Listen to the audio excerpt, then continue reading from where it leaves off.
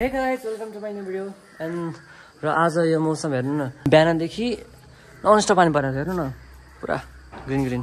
हेरौँ न बजार कस्तो छ त भनेर एकछिन हिँड्दै जान्छौँ। मसँग एउटा दाइ पनि हुनुहुन्छ अनि त्यहाँ र म टक्क लाएर हिँड्नुपर्ने हुन्छ है।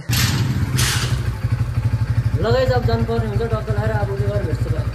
म दिप्सिका चोकनिर पुगिसकेको छु गाइस। अनि यहाँदेखि एउटा साथीलाई पिकअप गर्नुपर्ने हुन्छ। अनि त्यसपछि टक्क लाएर यहाँ एकछिन हुन्छ नि साँझको राइड गाड्नुपर्ने हुन्छ है गाइस। स्वागत छ, welcome to my blog. Live first time ब्लगमा आउनुभयो। धन्यवाद। के छ खबरहरू? एकदम ठिक छ भाइ। ठिक छैन?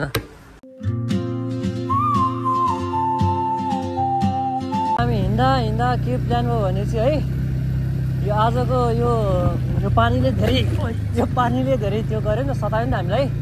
अनि त्यही कारणले हामी उताबाट एउटा रोड साइड भाइरल रोड भन्ने छ, अनि त्यहाँतिर तपाईँलाई गएर के छ त त्यहाँको चहल पहल होइन, त्यो देखाउँ भनेर त्यहाँ जान लाग्छौँ है। हाम्रो लखन पार्क हो है, त्यहाँको फेमस पार्क भनेर यसलाई चिन्छन्, लखन पार्क भनेर चिन्छन्।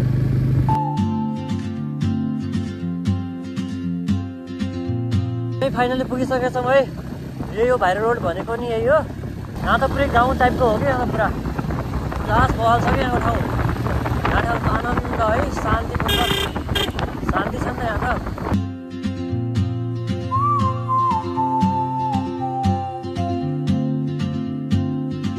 यहाँतिर मामाहरू बस्दै पहिला होइन, अनि त्यही भएर आजकल कसै मामाहरू मतलब पहिला त पुरा मामा बस्यो अन्त यहाँ र पुरै भाइरल थियो नि त पहिला। यही यो रोड होइन, योभन्दा अगाडि परिसक्यो खतरा यस्तै घुम्या रोड छ। त्यहाँ जाँदा अहिले सकिन, रात परिसकेको छ। अब यहीँबाट एकछिन घुमेर सर र त्यहाँ फर्किनु पर्ने हुन्छ है। त्यो पुरै रात पऱ्यो कि आज, झुलायौँ नि त हामीहरू।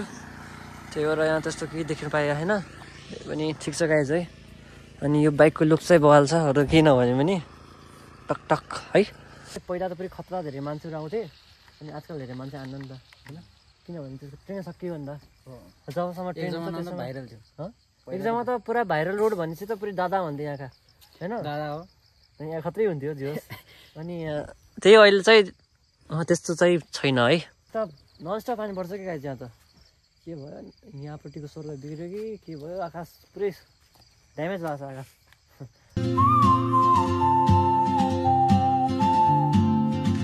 मलाई मिठो चटपटे बनाउनु खुवाउँछु। के चटपटे? 20 रुपियाँको थोरै चटपटे खानु पऱ्यो भने चाहिँ 20 रुपियाँको आएको खाँदा है। तातो टाइममा धेरै खानुहुन्न कि, फेरि खाइसकेपछि घरमा गाली गर्छन् है। चिसो पनि छ, त्यही भएर थोरै हुन्छ नि। अब थोरै खाइदिउँ त, भाइको पनि बोनी गरिदिउँ, बोनी राम्रै बोनी होस्, 20 रुपियाँ पनि के बोनी होस्। र त्यही नि नेक्स्ट टाइम आएर पनि खान्छन् धेरै। ओके,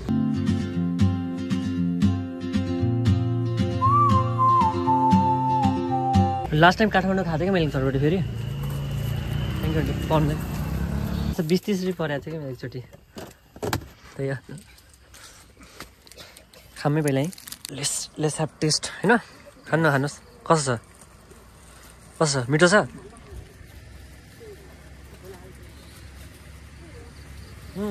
मिठो भयो। दामी। फर्किँदै हामी लखन पार्क पुगिसकेको छौँ। आएको यो पार्कमा राति यति मान्छे हुन्छन् कि कुरै नगर्नु गाइस। यहाँ त पुरै टिकटक बनाउने है, आनन्दसँग चिल हान्न आउँछन् मान्छेहरू है यहाँ राति। यहाँ देख्नु न, उहाँ पुरै मान्छेहरू त्यो अड्डा छन् गेटमा, कोही के छन् है। ठिक छ, त्यही हो यहाँको मेन बजार भने नि यही हो सब। अनि यहाँपट्टि एउटा ठुलो होटल पनि छ माथि, स्विमिङ पुल भएको होटल पनि रहेछ है, उता माथि छ। अब हामी मासु किन्न जाँदैछौँ। गएर आज हामीले कुखुराको मासु किन्नुपर्ने हुन्छ गाइस। अनि मासु कहाँदेखि किन्ने? दिप्सिका चोकदेखि हो।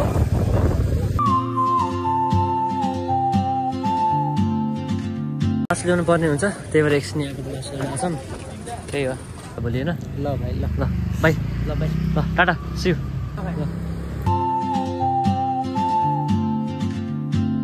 पुगिसकेको छु म है। अनि टक्कर अब गएर पुरा मासु पकाउनु पर्ने हुन्छ। अब सिटी गरेर यो भ्लग पनि हाल्नु पर्ने हुन्छ। त्यही हो। ल गाइस, ठिक छ, माया साया देखाइदिनु लागि होइन। Thank you for watching my video, and भोलि भेटौँला है त गाइस। ल बाई।